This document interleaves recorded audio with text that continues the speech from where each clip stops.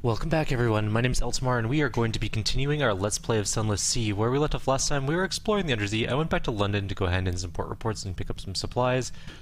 Oh, I should have repaired too while I was there, but I didn't. Anyways, we're pretty close, I might go repair before heading out again anyways, but we're in Low Barnet, a sunken church with docking ports.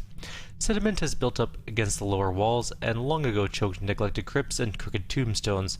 The interior is sealed, yet the deep peals of the tower bell can be felt even through the submarine hull.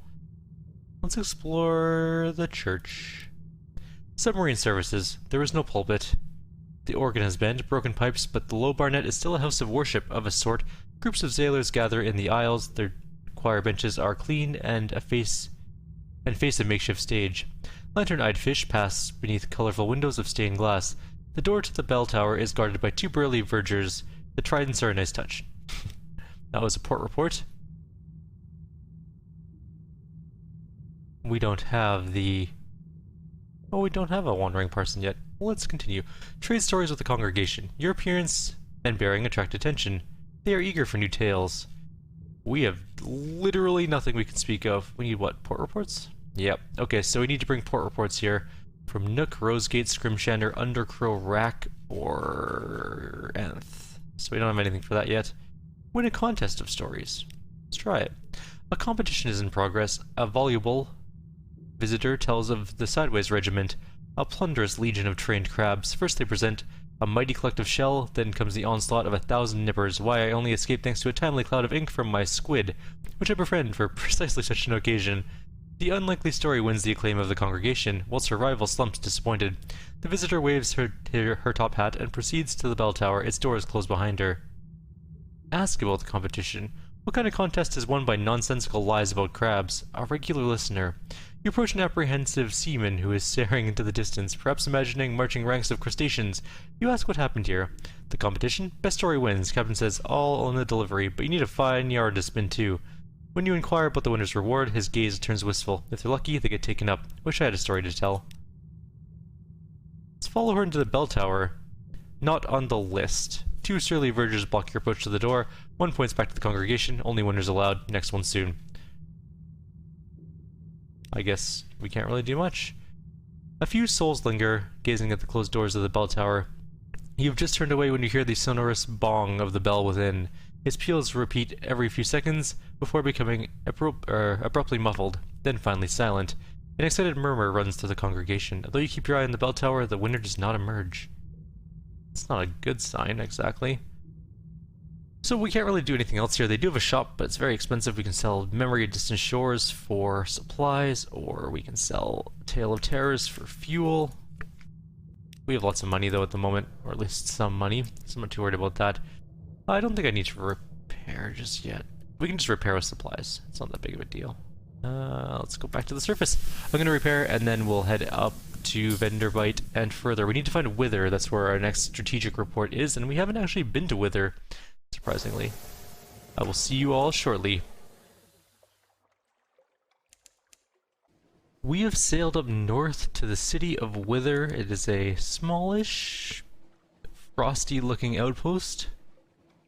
We're going to take a look at what is inside of it. It has life bergs all around it, which are kind of scary. They have 400 hit points, which is fine. Alright, a chilly city beside a waste of salt. We can go to the House of the Question, or to the city itself. Wither. Behind the great arch over the bay, the pale wastes stretch, white and silent as the face of the moon.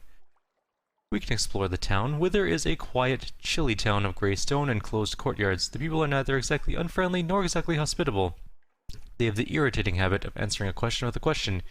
Here and there are odd sights tucked away. We didn't get any more fragments. You fall into a reverie as you wander the shore. There are words like the wind, and a story of sorts, or a gate in the north, of a pale light that began there, of a drowned light that will end there, of a high wilderness that other ships may sail. You lift your eyes. On the wall of a sea salt work someone has scrawled, "Is there a sea more sunless?" We now have the salt sea's attention. Gather intelligence. Are you asking for any particular reason? At what time of day? Is that your hat? Might it be 6? It could be 6. Eventually you cobble together enough implication and supposition to compose a port report. Good enough. There's a riddling contract. A long struggle. Eventually you've teased the meaning out of his words. It's like trying to convince a cat to release a ball of wool. He's cat smug too. At least you have your information. We got the commission for the Admiralty, which is what we came here for. We can do shore leave here for 50 bucks, which we might as well. We lose 5 terror. Sure, good enough. The House of the Question, though, is important. So we can gain Salt's attention. We can ask about the Drowned Man, which is expensive. Or we can defy the gods.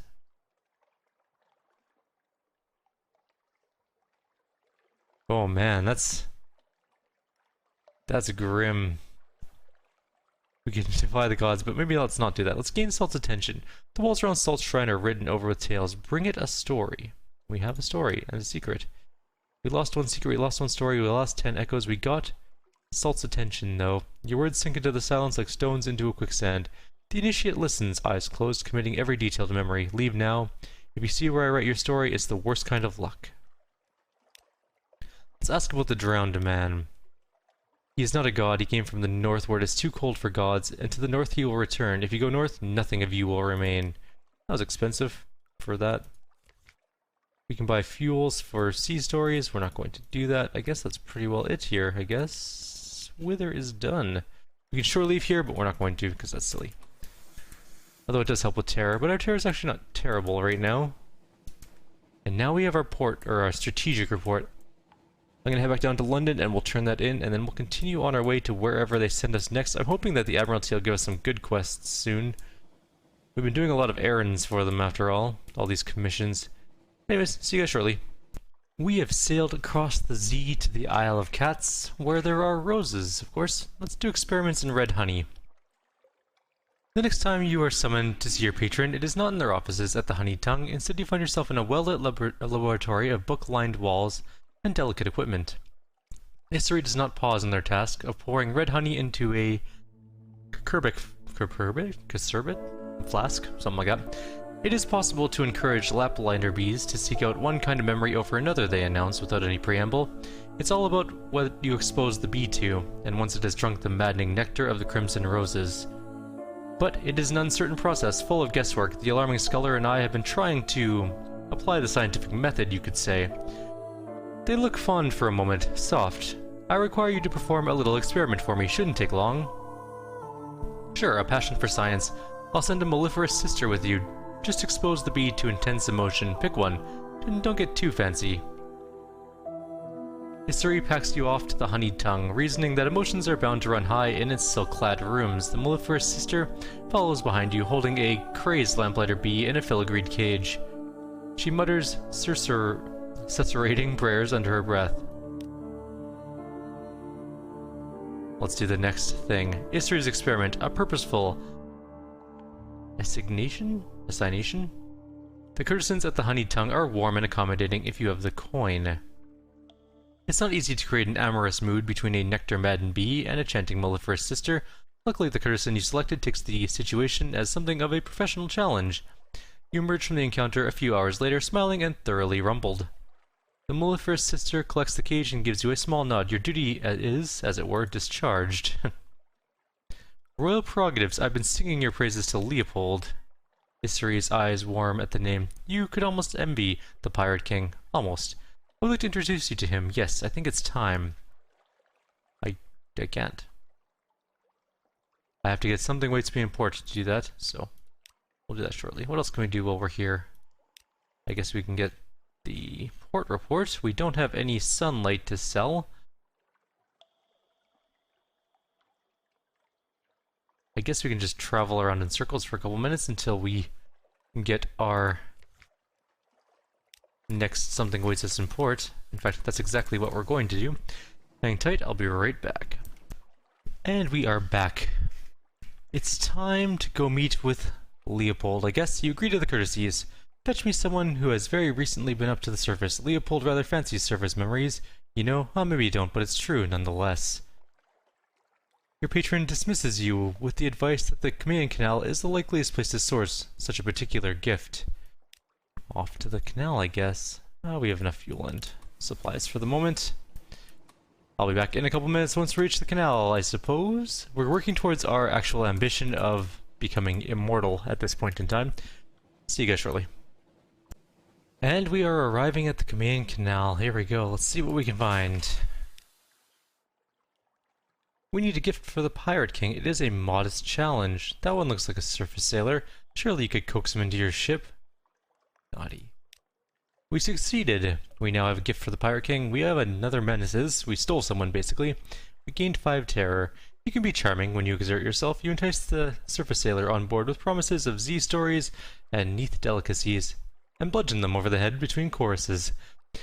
They fall gently into the bowl of sea lily soup. You order your crew to take the prisoner below decks and lock them up. They comply quickly enough, but you see them shoot dark looks at each other out of the corner of your eye. Oof.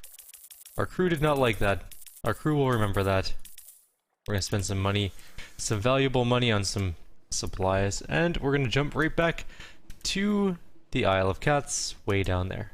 See you guys in a couple seconds. And we're back at the Isle of Cats. Your patron is overjoyed at your return, eager to meet Leopold, are we? Courtesy stew, hand over your writhing, tear-stained cargo. 2 attendants drag the prisoner off to the Rose Garden. You do your best to ignore the screaming. Your patron tells you that it'll be some time for your gifts memories to be harvested, and the resultant honey collected.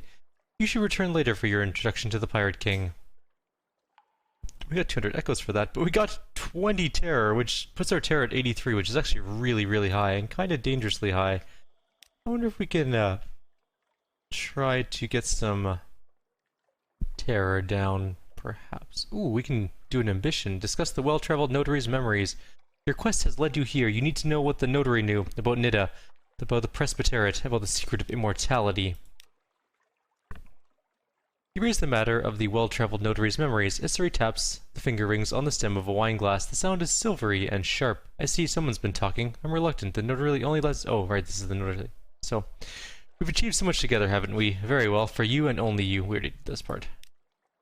A flight from Nida. Did I get any more terror? Okay, good. We have to go to Part Carnelian. Isari removes the jar from a tea cabinet and a spoon of tarnished silver from a drawer. They set them on the desk before you. You scrape out the dregs of crimson honey, barely a spoonful. You look it clean and the memories take you. You remember panic, disaster, disassociated fragments of a wild flight, heat, intolerable heat. You stumbled and the gemmed flagstones burned your hands. You regained your feet. Behind you came the host of hyenas, fresh from the city of Caution, laughing as they slew.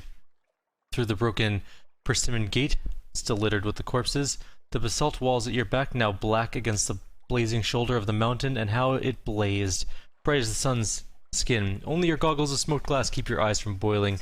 You remember the desperate journey back to the Scarlet River on a living Polythreme ship that grieved for those left behind. A man leans on the rail, black shirt, a church dog collar, your employer, Lytton.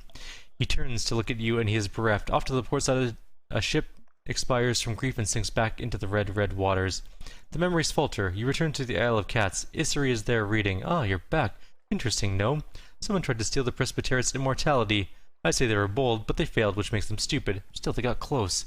Lytton. It is a name you've heard before. It belongs to a certain fierce philanthropist who resides in Port Carnelian. We are in dire straits in terms of terror, though, so where is a good place to get some terror down? Possibly Visage, possibly Khan's Heart or Khan's Shadow. We can spend some gold to get some of our terror down. We'll look around though, no big deal. How much time do we have left on this particular video? Let's see. 6, 8, 10. We're only like 13 minutes in. I guess we could end this one here, and in the next video we'll head to Port Carnelian after we've taken care of our incredibly bad terror problem.